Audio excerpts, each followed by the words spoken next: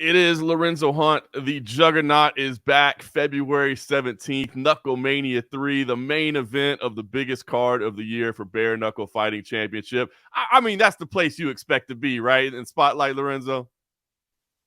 I mean, you see me, man. I've been putting in work. I've done your show a few times, and it's always the same for me. I told you what I was going to do to quit, and we even had a little laugh about it last time I was here in Puerto Rico. Uh, uh, it goes without saying. I'm the hardest working man in the game. No question about it. And so you're put in this position for what is being called a light heavyweight unification bout. But if we're looking at it in all honesty, it's just a good old grudge match between two guys that really don't like each other very much. Talk about this fight with Mike Richman. Mike Richman put himself in a real peculiar situation, just running his mouth.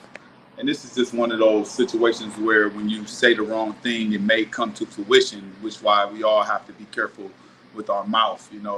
Like it says in the Bible, he who guards his mouth guards his life.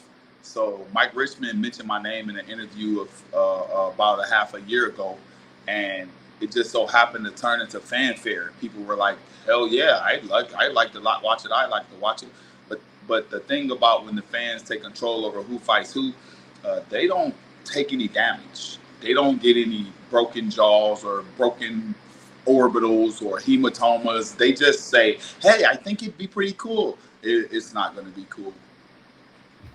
Bold words there, man. I love the way you lay it out there, man. Obviously, this fight was a big fight anyway. Then we saw this press conference blow up the other day, and that really drew some headlines. I guess talk to me about it now in retrospect. Comfortable with the way it played out? Do you wish it had played out differently? What are your thoughts? I mean, not at all. If somebody provokes me, they get what they got coming. I don't know if you noticed, but Joe Riggs provoked me at the weigh-ins with the tomato thing. I just came out eating the tomato when he flinched at me, and Hector Lombard provoked me with the whole belt thing when they changed the weight at the last minute. People try to play the victim and everything, but in all honesty, I've been the underdog fighting my way to the top, and guys have been treating me like shit the whole time. And so when I act out or when I turn up, because you got to remember, I fought 6 fights. We shook hands at weigh-ins, and I was the nice guy. I came out because I'm happy. Now all of a sudden I'm this asshole. I got to the top when I was 6 and everybody else was fighting for titles. I had to show my ass in order to get my respect.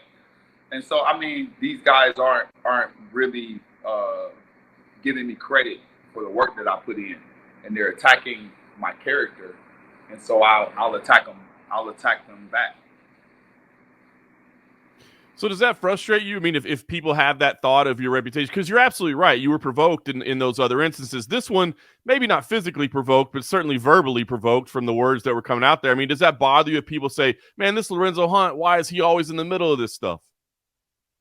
Well, not at all. I mean, because like I said, I am who I am, and my character is consistent. Consistency of character is a big thing for me.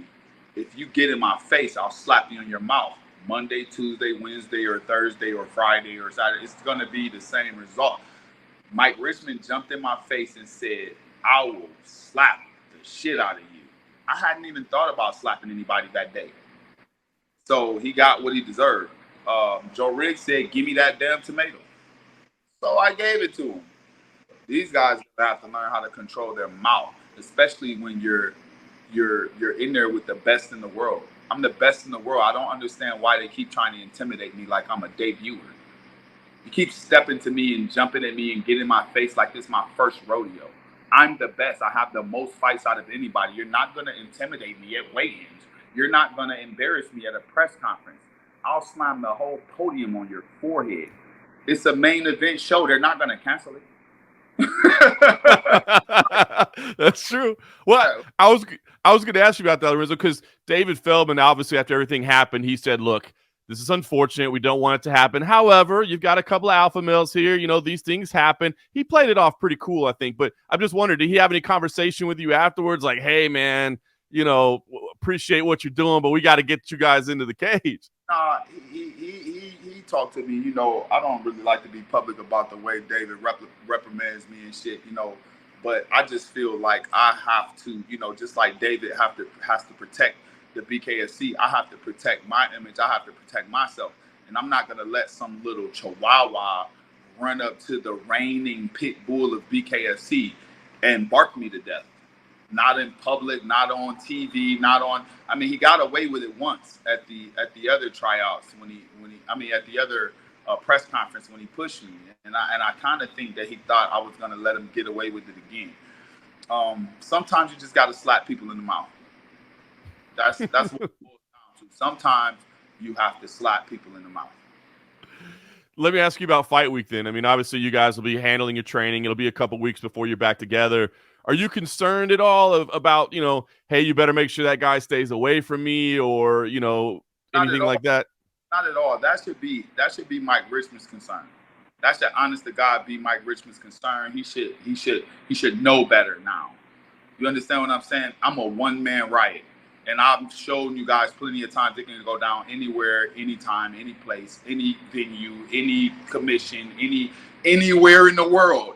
Multiple states, Louisiana, your hometown, anywhere. It can go down anywhere. I'm always ready. I don't got to wrap my hands. I don't have to wear gloves. I don't have to get ready. I don't have to warm up. If you try me, I'll lay you out. I mean, if Mike Richman attacks me at weigh-ins or something stupid like that, it's going to be bad for him. So I'm not even worried about it. I won't even go into it thinking that that's a possibility. What's more likely to happen is that he'll respect my space. Well, let's hope so, because like you said, if it goes down on February 16th, you don't get a paycheck for it. If it goes down on February 17th, you get to cash the check. That's not true. That's a common misconception. I get paid right now regardless. Yeah, that's not true. Yeah, people like to make up stuff. They think, oh yeah, you could have ruined it. The date is set, the fight is set, the contract is set. I get paid no matter what. So like I said, hey, the tickets have been sold already. Like, what are you talking about? I get paid. I'm going to get paid. So all right. Push up on me if you guys get to fight a day early. You guys get to fight a day early. Like, it doesn't matter to me. I guess it'll just air on the app at the weigh-ins instead of the fight night. We'll see. Make the money on the app, and it'll go down. We are professionals, and we should act as such. I always play it cool until these guys, provoke me, and that's the point I was trying to make. Mike Richman jumped up at me for no reason. I was actually at the time paying him a compliment. I told him, I said, we're two different animals in two different weight classes, but he couldn't see past his own jealousy. So what is victory? He attacked. He jumped up and ran towards me while I was complimenting him, and that's what he gets. He gets slapped in his mouth for thinking he's a tough guy. You're not a tough guy. Come on, man. Okay, you won a couple of fights. Lorenzo, I have 9 bare knuckle fights. You're not gonna scare me, man. Come on, cut the game. He said we can do it right now. What are you talking about? Like, that's scary to me. So let me ask you. Well, I was gonna say, Lorenzo, what does this victory mean to you? I mean, has this taken on a new meaning as something personal, like some message that has to be sent, or is this just the next fight in your career? Not at all. It's just like Quentin Henry, just like Joe Ridge, just like all those guys. Listen, they talk a mean talk. They think I'm faking. They think I'm pretending. Quentin Henry had this really big deal about my persona, my tough guy act. And Joe Riggs said the same thing. Oh, he's just an actor. He's just faking. He's this, he's that. You're wrong. What if you're wrong? You're betting your face, your eyes, your nose, your mouth, your teeth. You're betting it. Every time you open your mouth, you're placing a bet. You're saying, this guy's nothing. He can't fight. He's just faking. What if you're wrong? Can't say any better than that, man. Well, I love it. It's going to go down February 17th. We hope. KnuckleMania 3. It's the main event. Be a great start to the year for you, Lorenzo. You got any other plans? Like, what else you're hoping to do this year? Or is this just the only thing you're thinking about right now?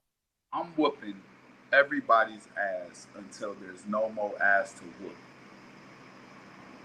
That's why he's the juggernaut. Lorenzo Hunt, appreciate the time as always. We will see you at KnuckleMania 3. Looking forward to it as always. We know you always put on a show. Juggernaut life, baby.